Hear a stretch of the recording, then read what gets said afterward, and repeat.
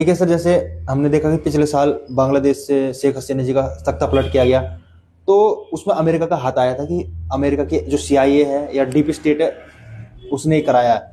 तो किसी न किसी से हम देखते हैं कि तख्ता पलट होता तो पश्चिमी ताकतों का हाथ होता है अपने स्वार्थ के लिए।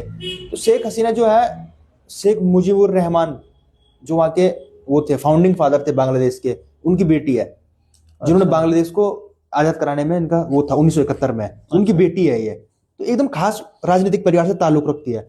बांग्लादेश में दो ही पार्टियां चलती है, एक तो बीएनपी हो गई, बांग्लादेश नेशनलिस्ट पार्टी शायद से नाम है उसका, और एक आवामी लीग हो गई जिससे शेख हसीना जी हैं। तो शेख हसीना की जो पार्टी है वो लिबरल पार्टी है, जो सभी को लेके चलती है, अल्पसंख्यक हो गया, हिंदू वगैरह, वो वैसी नहीं है कि धार्मिकवाद नहीं है। क्योंकि बीएनपी जो धार्मिकवादी है, जो बांग्लादेश में मुस्लिमवादी है, तो उसके वोट बैंक से वो बनती है, उनको ज्यादा सपोर्ट उनको ज्यादा सपोर्ट मिलता है।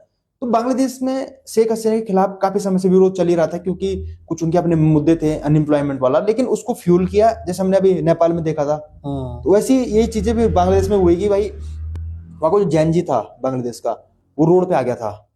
उनको उनकी जो हिंसा थी फ्यूल किसने करी? वेस्टर्न देशों ने अपने फायदे के लिए कुछ भड़का दिया, कुछ बात कर दी, तो सरकार को ही पूरा उखाड़ दिया। अब शेख हसीना को अपनी जान तो बचानी थी, तो वो भारत में उन्होंने शरण ली। अब पिछले साल के बाद से मोहम्मद यूनुस जो नोबेल पीस विनर भी हैं, बांग्लादेश के इकोनॉमिस्ट हैं, तो उनको फिर इंतरिम अंतरिम ने जो कुछ समय तक रहेगा, जब तक चुनाव ना हो तब तक प्रधानमंत्री, तब तक वो उनको बना रखा है। मतलब जो व्यवस्था में रखते हैं ना, इंटरिम बोलते हैं उसको। अभी उसके बाद वहाँ इलेक्शन हुए नहीं अभी तक, तो अब वहां इलेक्शन होने हैं फरवरी में। अभी जो हम फरवरी 2 महीने बाद, फरवरी 2026 में, तो उससे पहले वहां आजकल अभी हम 2-3 दिन से देख रहे हैं कि हिंसा भड़क बढ़ चुकी है। गए।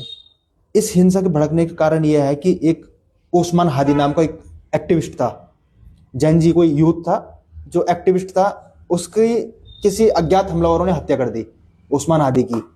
तो उससे वहां के जो लोग थे वो भड़क गए कि इसको किसने मारा।